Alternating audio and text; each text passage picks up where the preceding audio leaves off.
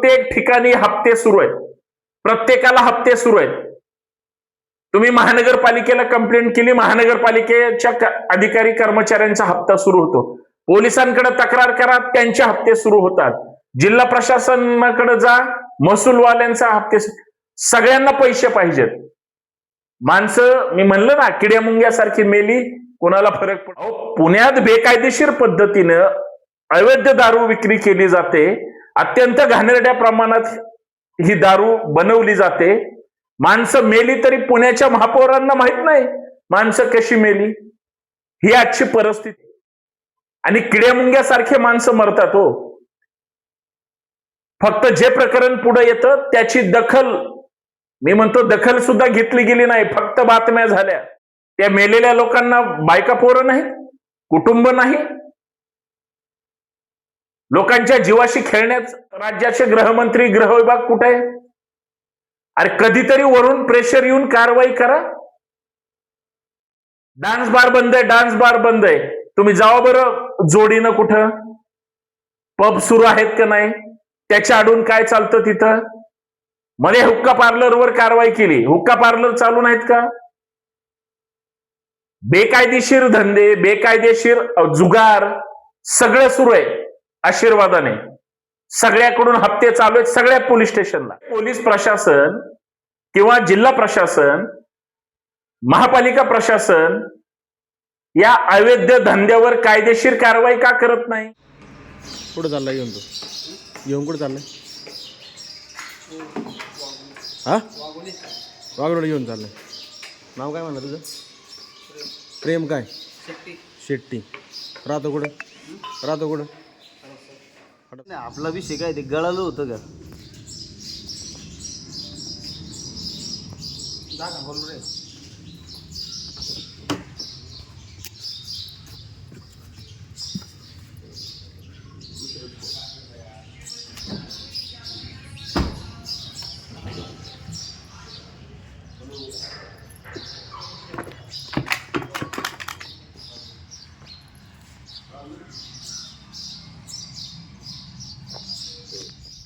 बेकायदेशीर दारू विक्री होते, पोलिसांच्या आशीर्वादाने होत नाही का?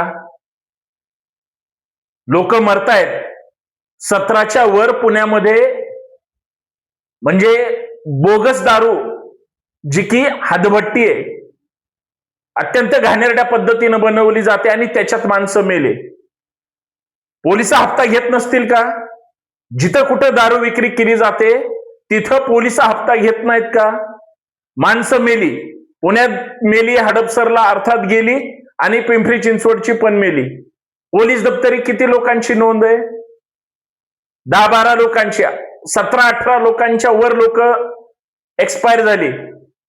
आता जी पोलीस रेकॉर्ड दाबून ठेवून मृताचा आकडा खरा पूर्ण जाहीर होत नाही, त्या निष्पाप मेलेल्या त्या व्यक्तींच्या कुटुंबाला जर सरकारकडून 2 रुपये मदत मिळणार असेल तर त्यांना यांनी कमी आकडे दाखवलेत, मिळणार नाही.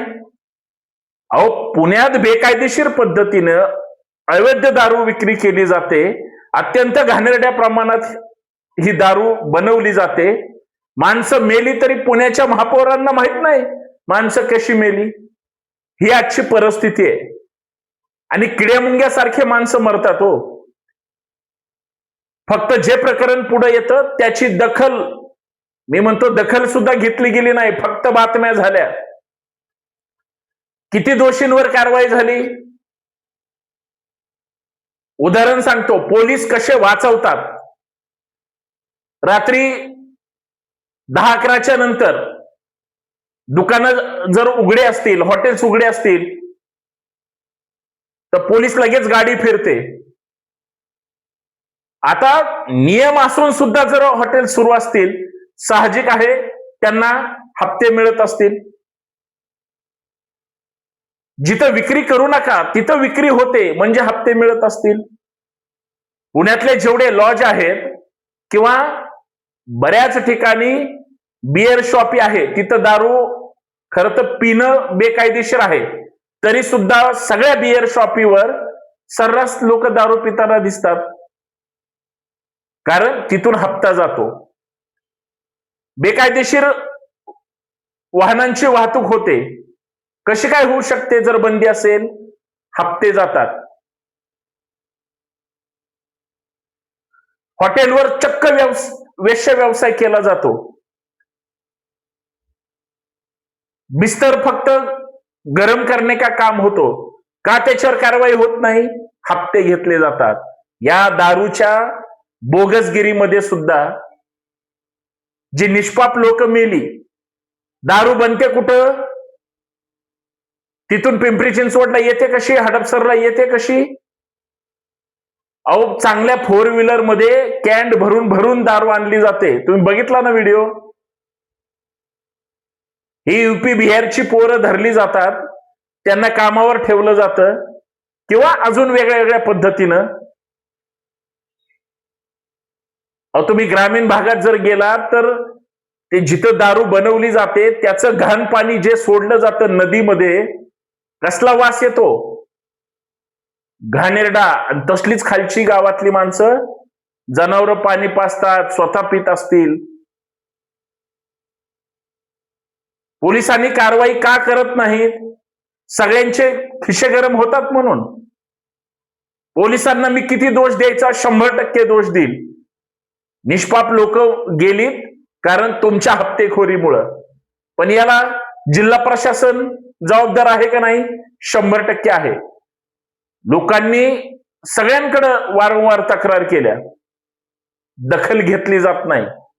सगळ्यात भयानक गोष्ट सांगतो, पुण्यातली असो किंवा पिंपरी चिंचवडची असो किंवा महाराष्ट्रातली असो, पण त्या अगोदर सर्वांना मनापासून ऍडव्होकेट संतोष शिंदे यांचा नमस्कार. आपण संतोष शिंदे ऑफिशियल या आपल्या हक्काच्या युट्यूब चॅनलवर बेकायदेशीर दारू बद्दल चर्चा करतोय. पण याच्यात सगळ्यात मोठी भयानक गोष्ट अशी आहे की आपण व्हिडिओ पूर्ण पाहणार आहोत की नाही, हा विषय समजून घेणार आहोत की नाही.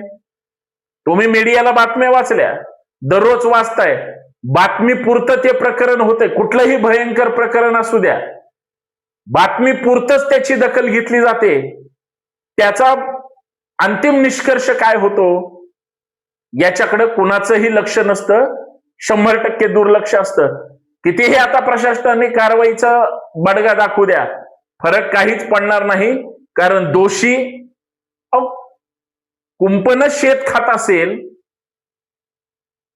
अधिकारी चिरीमिरीवर, प्रत्येक ठिकाणी हप्ते सुरू आहेत, प्रत्येकाला हप्ते सुरू आहेत.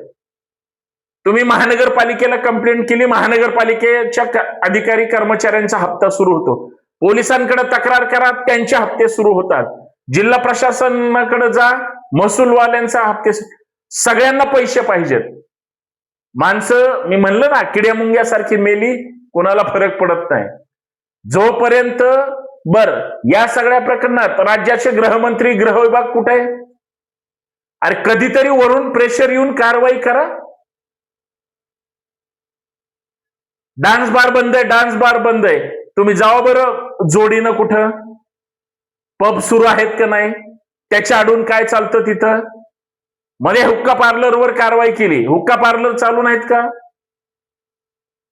बेकायदेशीर धंदे, बेकायदेशीर जुगार सगळं सुरू आहे आशीर्वादाने. सगळ्याकडून हप्ते चालू आहेत, सगळ्या पोलीस स्टेशनला, सगळ्या प्रशासनाकडे. आणि एखादी दुर्घटना घडल्यानंतर यांना मग कुणाला तरी चिरीमिरीवर कारवाई करायची. हे का घडतंय? मी 2-4 दिवस झालं बोललो नाही का, तर मी खरं बोलल्यानंतर राग येतो बऱ्याच जणांना. आता स्पॉट पंचनामे सुद्धा करावे लागेल. जिथं जिथं बेकायदेशीर दारू विक्री असेल तिथले व्हिडिओ काढणार आणि ते प्रसिद्ध करणार. कळू द्या लोकांना. आयुक्त साहेब गंभीर आहेत, त्यांच्याकडे तक्रार केली की ते ऍक्शन मोडवर येतील. खालची यंत्रणा,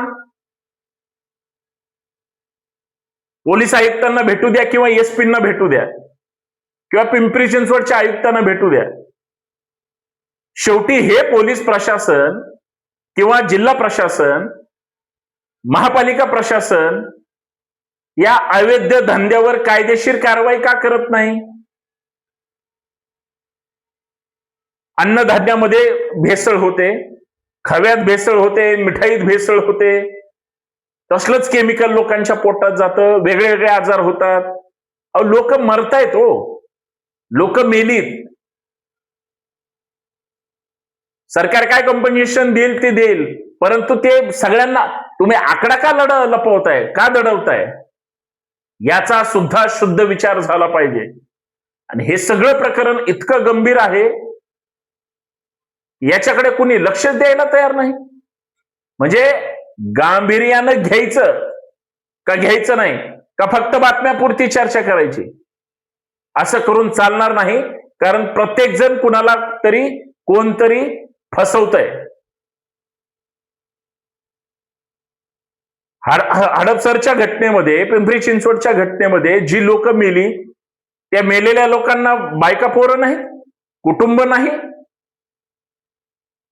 लोकांच्या जीवाशी खेळण्याच, ठीक आहे तो पीत असेल, दारुडा असेल म्हणून काय त्याला मारून टाकणार आणि प्रशासन काहीच करणार नाही. दोषी अधिकाऱ्यांवर, ज्यांनी जिथं जिथं माणसं गेलीत ना, तिथल्या पोलीस अधिकाऱ्यांवर सुद्धा कायदेशीर कारवाई झाली पाहिजे. कारण त्यांना बेकायदेशीर दारू तिथं विक्री केली जात होती किंवा बनवली जात होती, जिल्ह्याच्या बाहेरून तर येत नाही. मग यांच्यावर सगळ्यांवर कारवाई का होत नाही, झाली पाहिजे. जोपर्यंत जनता मूग गिळून गप्प बसते ना, तोपर्यंत हे प्रशासन तुमच्या मरणाची वाट पाहते. पण ज्यावेळेस जनता जागी होते ना, त्यावेळेस सगळे खडबडून जागे होणार, हे लक्षात ठेवा. शेवटी मी कुणासाठी, लोकांसाठी बोलतोय. अहो उद्या कर्मचाऱ्यांनी दारू पिली किंवा अजून कोणी दारू पिली आणि ते दगावले, मरणार कोण आहे? माणसंच मरणार आहेत ना. म्हणजे माणसाच्या जीवाला किंमत नाही, किड्या मुंग्यासारखे चिरडून तडफडून माणसं मरतायत आणि प्रशासन मात्र फक्त तुटपुंजी कारवाई करून तोंड देखले त्या ठिकाणी जर कागद रंगवत असतील तर हे फार चुकीचं आहे.